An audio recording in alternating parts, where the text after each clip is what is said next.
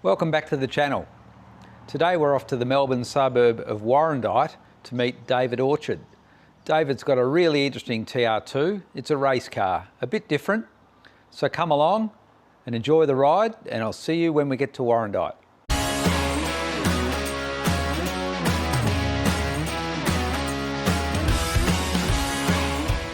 I'm with David Orchard in his garage. Good morning, David. How are you going? Morning, pretty good.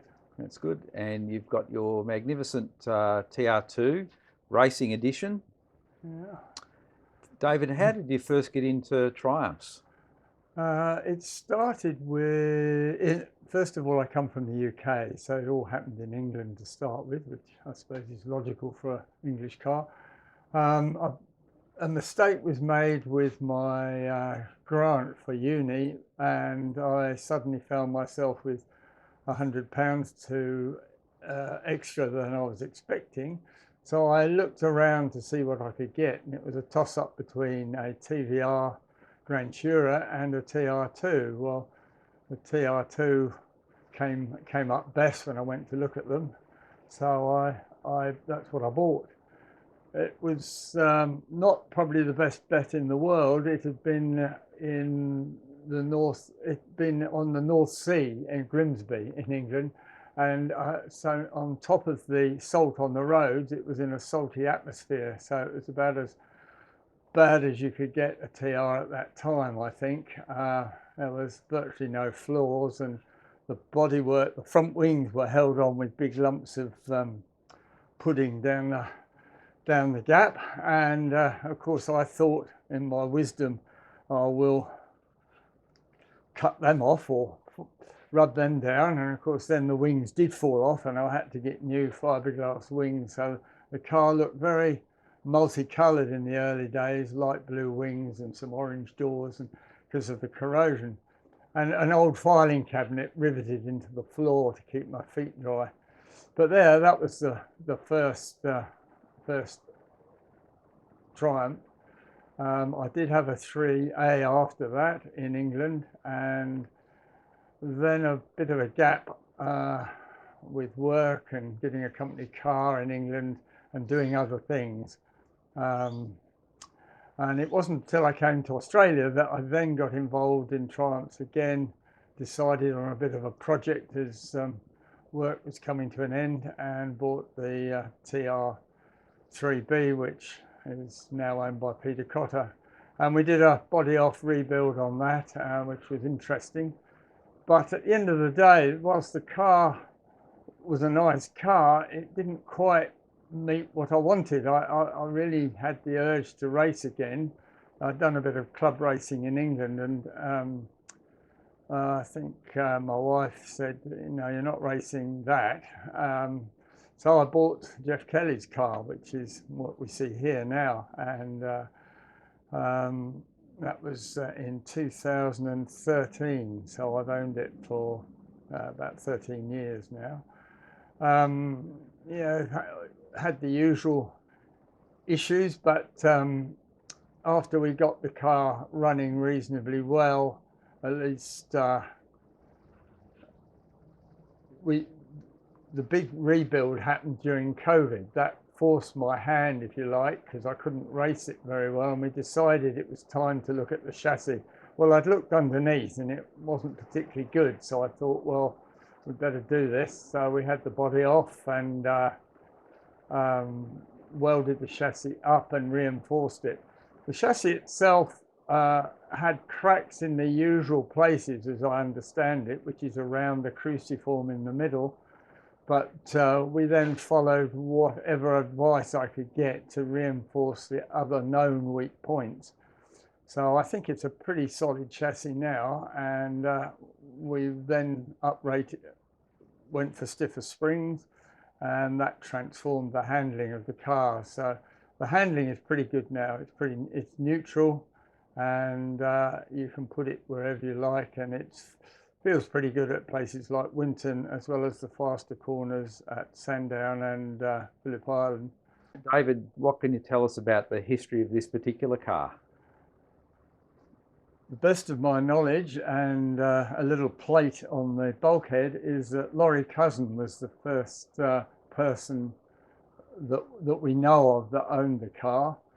It, it may have had earlier owners, but he certainly was the one that put it on the track first. So as a race car, it was Laurie Cousin. And there is a YouTube video of Phillip Island in 1978, which shows the car racing. It was white to start with in those days.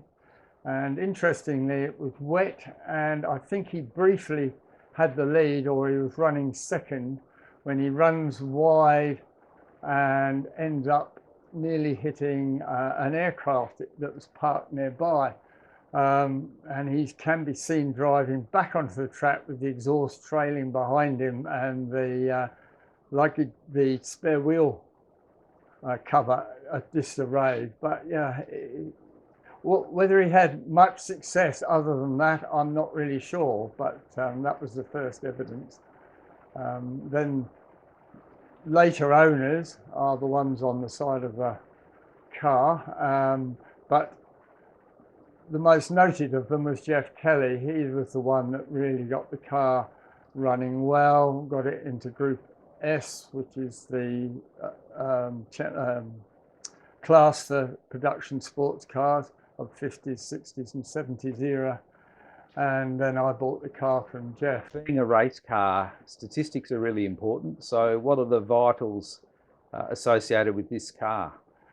Well, its weight is much the same. There's not much weight you can take off the car, so it's about 900 kilograms. Horsepower 175 at the last dyno outing for the car. It has, obviously, like most race cars, it has a lightened engine component, so it's got forged pistons, forged rods, and it will rev to 7,000 fairly safely, 7.5 on occasion. I have had a moment at 7.5 when the push rods came adrift, so I know that's the absolute limit, so we don't do that too often. Interestingly though, the much maligned Lucas distributor was working well at 7.5, which was unexpected because we thought that would limit the revs a bit. I do run a rev limiter now, which is limited to 7,000, so we don't try to do much more than that. Speed, I don't know the exact maximum speed of the car, but it's in excess of 130 miles an hour. You see, that's working backwards from seeing 6 in overdrive top at Phillip Island is about where you get that speed from. And David, where have you raced this car? Primarily in Victoria, so Phillip Island, Sandown, and the long and short tracks at Winton. We also have been to Hobart and done the racing at Hobart on one occasion. Out of the tracks that you've raced, which is your favourite? By far Phillip Island, because it's got every type of corner you want. It's an undulating track, it's by the sea, you get fantastic vistas in the distance, and it's just a nice circuit. And the car seems to go well there as well, which helps, I suppose. What's your best time around Phillip Island? 1 minute 59 and a bit. The time for a TR has always been 2 minutes, is what everybody tries to get under, and so yeah, it was a bit of a relief almost to actually manage it. I only managed it once in qualifying. I couldn't seem to quite keep it up during the race, and then more recently they changed the surface, so I'm not sure whether that time is still the time to go for, but certainly it wasn't a couple of years ago. So just as a comparison, I know the 650 horsepower V8 supercars best time is just a tick over 1:30. So a little bit slower, but not that much. So you're in the ballpark. Well, because it's a high-speed circuit, of course, having the grunt would help them a fair bit, I should think. Yeah. I think so. Yeah. I remember you on a Zoom meeting one night telling us that taking the body off this car was only 18 bolts. And I know you took the body off and did a lot of work. I've done the same, and I can tell you it's a lot more than 18 bolts. It took me quite a long time. Yeah. So what's involved in keeping a car like this on the racetrack? Well, regular maintenance, as well as constantly looking for something that's going to improve it. So there are two different aspects to it. The regular maintenance is much as a road car, except you do it every race or every couple of races. For example, you change the oil every 2 or 3 races, oil and oil filter. It's much cheaper than having engine rebuild, so you do that. It's got shimmed front wheel bearings, so they need checking. I check them every race, but they fortunately don't need re-shimming every race. So yeah, they're the normal things. Looking for anything that might be loose or that might cause problems. I've had problems, for example, with the capillary tube from the thermostat that goes to the temperature gauge. If that waggles around too much, it can contact the side of the distributor and give a short. So you just have to make sure that everything is tied down. You don't want anything loose. Brakes are a constant battle. Every race every race meeting anyway, you have to deglaze them and make sure they're okay. And absolute definite is I have to bleed the brakes every race meeting. Otherwise they won't last, especially at places like Sandown. I think I tried to miss bleeding the brakes once and had to redo them at the circuit. So yeah, bleeding the brakes is essential with race fluid, not just the ordinary brake fluid.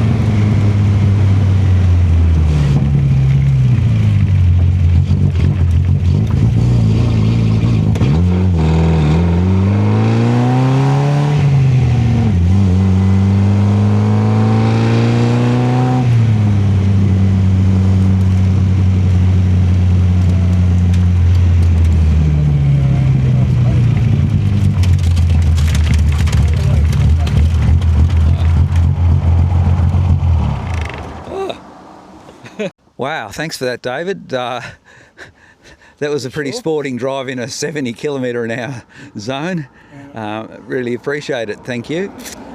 Tell me, what is it that you love about driving your TR the most? I think it's the sense of confidence it gives. It doesn't understeer or oversteer. It's pretty neutral all the time. It's really, it does what you expect it to do without any sudden snaps of oversteer or anything like that. It's been a gradual process towards that. It wasn't always like that, but the stiffening of the chassis and the stiffer springs and some changes to the front suspension geometry, more accompany and so on, that's all helped to make it stable in the fast corners at, say, Phillip Island, but also the wiggly bits at Winton are also quite good fun now.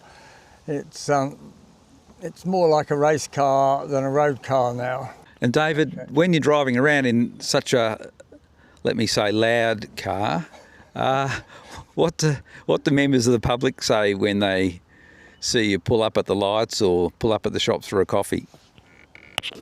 Well, I usually can't hear what they're saying because, as you say, there is a bit of noise going on. But the little boys, and particularly, will give you a thumbs up or wave at you, and ladies, certainly ladies of my sort of age, will tend to remember the good old days, and perhaps their first boyfriend had one. The old boys are just interested in what model they are and what I've done to it and what I'm allowed to do with it and where do I race. So yeah, you get a mixed reception, but usually it's positive because I guess the car looks fairly interesting as opposed to too prettied up, which isn't liked so much by the ute drivers of the world. The TR's a terror. Ladies and gentlemen, strap in. Orchard's TR is awake.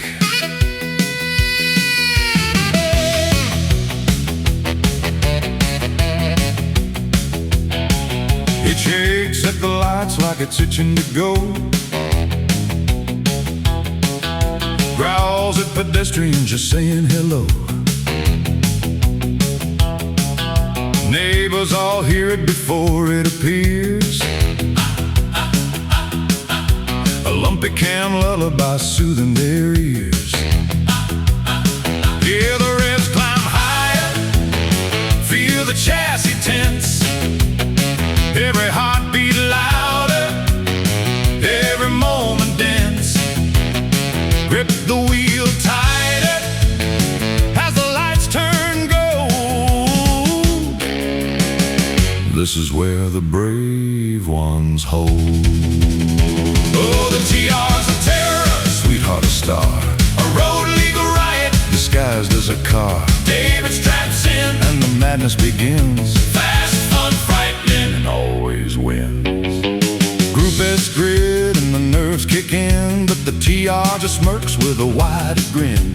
Hold on tight, it whispers low, let's scare you again before we go. Hear the revs climb higher, feel the chassis tense. Every heartbeat louder, every moment dense. Grip the wheel tighter as the lights turn gold. This is where the brave ones hold. Oh, the TR's a terror, a sweetheart, a star, a hearted up heartbeat in a steel guitar. It sings through the corners, it shouts down the straight, and somehow still drives like a dream on the gate.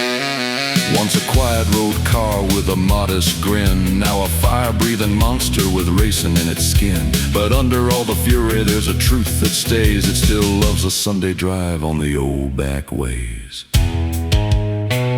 Some cars behave, this one misbehaves, and that's why he loves it. Yeah, the TR's a terror, a sweetheart, a star, fastest in class and it's raised the bar. A little unhinged, but that's the fun. A road car reborn as a champion. Oh, the TR's a terror, a sweetheart, a star, fast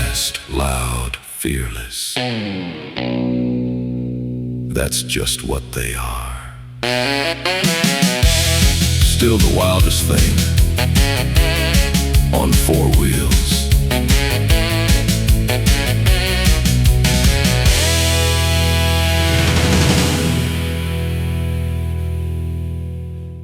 Thanks, David, for sharing your story. It's a really interesting one about the history of your racing TR2 and your career as a racer. Thank you very much for your time today and taking me for a drive. It's been most enjoyable.